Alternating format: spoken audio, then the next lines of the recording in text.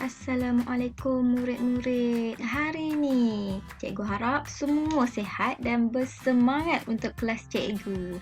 Jadi, untuk bahasa Melayu komunikasi bersama cikgu Yaya, kita akan buat satu aktiviti.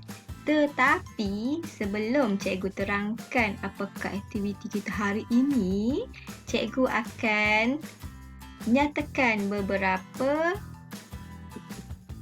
standard kandungan dan standard pembelajaran untuk aktiviti hari ini. Bagi standard kandungan, murid-murid akan menulis untuk melengkapkan dan mendapatkan maklumat. Apa tu? Okey, bagi untuk standard pembelajaran. 3.1.1 menulis maklumat yang diperlukan dalam pelbagai bahan, mencatat maklumat tentang sesuatu perkara daripada pelbagai sumber dan menyebarkan maklumat berdasarkan bahan yang ditulis. Jadi, untuk aktiviti kita hari ini, kita akan membuat dan menghasilkan penulisan biodata, resume dan memo. Jadi, cikgu akan pilih satu sahaja di antara tiga, kita akan buat resume. Jadi murid-murid tahu tak apa resume? Resume ini ialah satu biodata ataupun penulisan mengenai diri murid, dan penulisan tersebut boleh digunakan untuk tujuan meminta pekerjaan. Contohnya, apabila murid-murid melakukan aktiviti hari ini, secara tidak langsung murid-murid akan mendapat pengalaman dan cara untuk membuat resume. Apabila telah tamat sekolah, murid-murid boleh menggunakan resume yang telah dibuat untuk memohon pekerjaan. Contoh pada gambar ini, cikgu telah rujuk dalam buku teks murid-murid pada muka surat 77, buku Bahasa Melayu, buku teks Bahasa Melayu Komunikasi tingkatan 5. Jadi, sekiranya murid-murid ada buku ini di rumah boleh rujuk, dan sekiranya tiada boleh rujuk gambar yang cikgu nyatakan di bawah. Okey, baiklah, kita teruskan. Okey, ini perkara yang penting yang perlu ada dalam resume setiap murid. Perkara pertama, gambar. Kalau tak letak gambar, macam mana majikan kita nak kenal kita? Jadi gambar mestilah dalam bentuk formal, seperti gambar pasport, gambar latar belakang biru ataupun putih. Dan kalau boleh gambar, jangan gambar selfie ya. Okey. Nombor 2, maklumat diri. Yang maklumat diri ni penting juga.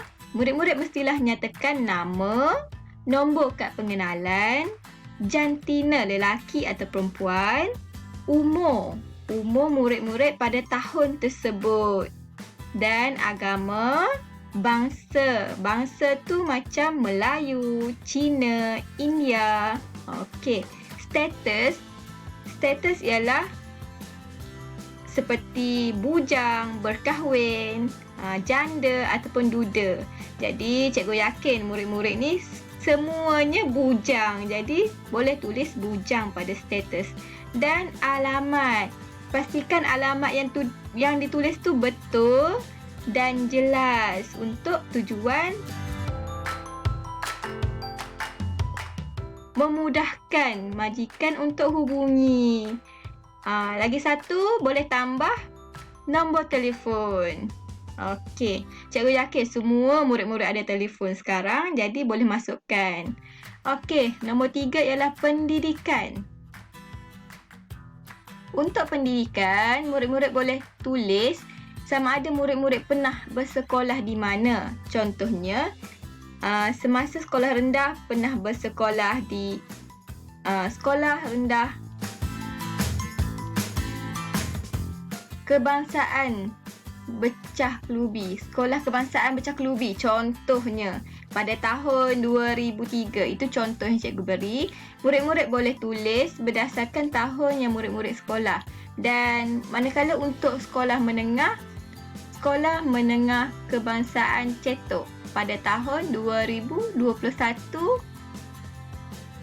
Macam tu untuk pendidikan. Dan untuk pengalaman nombor 4, sekiranya murid pernah bekerja di mana-mana, boleh nyatakan. Dan sekiranya murid-murid ada kemahiran lain, contohnya kemahiran membuat pizza, murid-murid boleh masukkan untuk menambah maklumat dalam bahagian resume murid-murid. Okey, baiklah, ini cikgu tunjukkan contoh. Ini boleh rujuk resume yang cikgu sertakan. Ini merupakan resume yang cikgu menggunakan maklumat cikgu. Jadi murid-murid boleh rujuk tapi jangan tiru resume cikgu. Itu ialah maklumat cikgu. Okey, ini contohnya. Nama cikgu Siti Rohaya binti Wahab. Nombor kad pengenalan 97020803. Murid-murid boleh teruskan nombor belakang, 4 digit belakang kad pengenalan murid-murid. Okey, jantina cikgu ialah perempuan. Umur cikgu 24 tahun. Agama Islam, bangsa Melayu, status bujang dan alamat rumah cikgu Taman Jintan, Cetok 17060 Pasir Mas, Kelantan.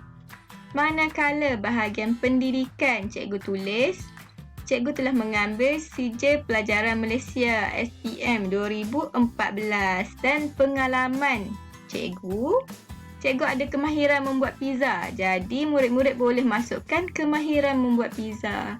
Ini adalah contoh resume cikgu dan lihat cikgu masukkan gambar berlatar belakang biru dan bukan gambar selfie ya. Jadi sekarang cikgu nak murid-murid sediakan bahan-bahan seperti kertas kosong, pen, pembaris dan gambar. Sekiranya tiada gambar, boleh tinggalkan kosong dahulu. Yang penting tulis maklumat diri seperti maklumat yang cikgu tunjukkan ini.